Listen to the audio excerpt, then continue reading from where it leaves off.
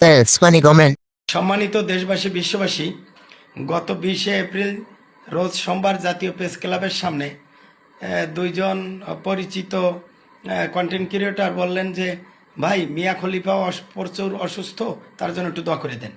তা আমি তো দোয়া করতে কোনো টাকা পয়সা নেই না, আমি দোয়া করে দেই মানুষ, এবং মনে করছি মিয়া মানে মুসলমান, খলিফা মানে একজন আল্লাহর ওলি মানুষ, বুজুর্গ মানুষ, পুরুষ তো বটেই।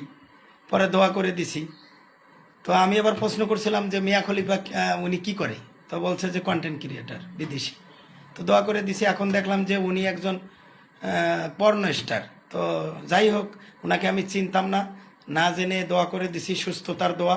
তো এখন দোয়া হলো সেজন্য আমার এই দোয়া পাওয়ার পরে যেন সে হেদায়েত পেয়ে যায়, অন্ধকার থেকে আলোর পথ পেয়ে যায়। আমি তার জন্য এখনও দোয়া করতেছি, সেজন্য অন্ধকার জগৎ থেকে আলোর জগৎ চলে আসে, মিয়া খলিফা যেন আধার থেকে আলোর পথ খুঁজে পায়। ধন্যবাদ। আসসালামু আলাইকুম। খুব ভালো কাজ করছেন হুজুর। হুজুর আমাকে একটু দোয়া করে দেন প্লিজ। আসতেছি আমি আপনার কাছে।